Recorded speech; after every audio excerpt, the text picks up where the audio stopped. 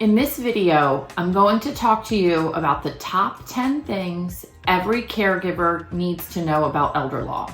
Because these things are so important, I've divided this video into two parts. So this is part one. I'm Carla Levinson. I'm an elder law attorney, a mom, and a caregiver. I've been an elder law attorney for over 16 years, and I have personally made this list. These are 10 of the biggest mistakes and misconceptions that I find that people have about elder law. So if you're feeling overwhelmed about long-term care and don't know where to turn for answers, this video is going to put you ahead of the game because it's going to help you learn from other people's mistakes. So let's get right to it. Number one is always my starting point.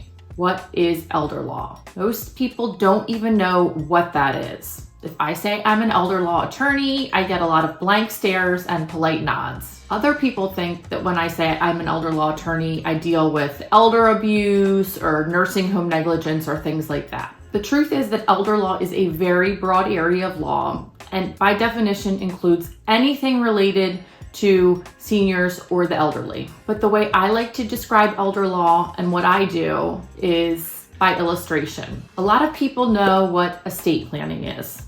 Estate planning deals with what happens to your things when you pass away, making sure that things go to who you want them to go to with as little mess and as few taxes and expenses as possible. These issues are things that we also deal with our clients on a daily basis. The way I explain elder law, though, is that we take this one step further. It's important to make things go where you want them to go if you pass away. But more importantly, what happens if you don't pass away and you need long-term care or you become incapacitated? What is your plan for that? Do you have the correct documents in place if you become incapacitated? Do you have a plan if you need to pay for long-term care? As you may have heard in some of my other videos, approximately 2/3 of people over the age of 65 will need long-term care. And this can be very expensive, very stressful, and very scary. So as an elder law attorney, I help families figure out what to do if this happens to them.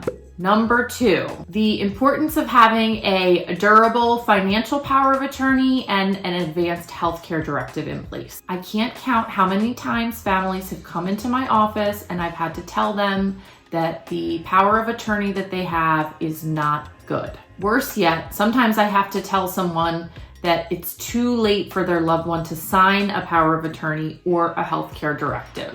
By naming someone as an agent in your power of attorney, you can tell them how you want your health and your money handled. If you don't get these documents in place ahead of time and you become unable to sign documents, your family might be forced to go to court to get permission to do that. This can be time-consuming, expensive, and stressful. If you want your loved ones to be able to protect your assets from nursing home costs down the road, then you want to definitely consult with an elder law attorney to make sure that there's provisions in your power of attorney document to let you do this. A lot of financial powers of attorney that I see don't have the correct wording or provisions in place. So make sure that yours do. Number three, the difference between Medicare and Medicaid. Many people I meet with use these two words interchangeably. I understand why. The names are very similar, but they are two very different programs and have very different uses. A lot of my clients mistakenly believe that since they have Medicare, that means that they have something in place that will help them pay for their nursing home costs if they ever need them. This, unfortunately, is not true. Medicare is a government program that pays for some or all healthcare costs for Americans over the age of 65. It is not means tested, which means it doesn't matter how much money you have, as long as you're over the age of 65, or if you have some other qualifying conditions, you will receive Medicare. But the problem is that Medicare will only cover very limited nursing home stays. Medicare only covers nursing care fully for 20 days and then up to 100, but that is no guarantee. Furthermore, the only time that Medicare will cover a nursing home stay is if you've been admitted into a hospital for at least 3 midnights and your doctor says you need skilled nursing care. A full 100 days of coverage is not guaranteed. Medicaid, similar name, very different program. Medicaid does cover long-term care costs, such as nursing home, assisted living, or home health care. But unlike Medicare, it is means tested, meaning you have to be below certain income and asset limits to qualify. A lot of people mistakenly believe because that there are these income and asset limits for Medicaid that they have too much money to qualify. But statistically, Medicaid is the #1 payer source for long-term care in the country, just because of how expensive long-term care is. Number 4, it is never too late to plan for long-term care. We talked about the statistics of long-term care. We talked about that 2/3 of Americans over the age of 65 will need some kind of long-term care in their lifetimes. However, very few Americans plan ahead for it.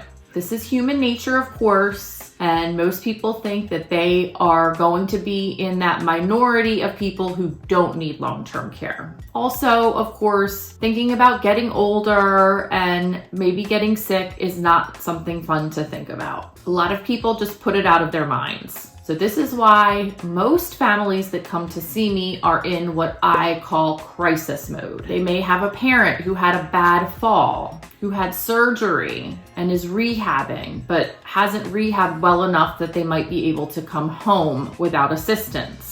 They might have a spouse with dementia who they've been taking care of by themselves at home for a long time, but now it's getting to the point where they just can't do it anymore. These are common examples of family situations that I see in my office every week. Unfortunately, some of these families may have wanted to come in to see me sooner, but they're told by friends, neighbors, other professionals that there's no need for them to come see an elder law attorney, or that there's nothing that they can legally do to protect assets from long-term care. This is absolutely not true. As long as someone has money, we can generally take some steps to protect their assets from long-term care costs. In Delaware, we can do this all different ways. Depending on your situation, we might use trusts, we might use annuities, we may do gifting, we sometimes move money around. But the important thing to remember is that we can still do this even if your loved one is already receiving care or already has high out-of-pocket medical costs. A lot of people think that because they have heard about this 5-year Medicaid look back, which we will talk about more in some of my other videos, that this means that there is nothing they can do to plan or it's too late to plan.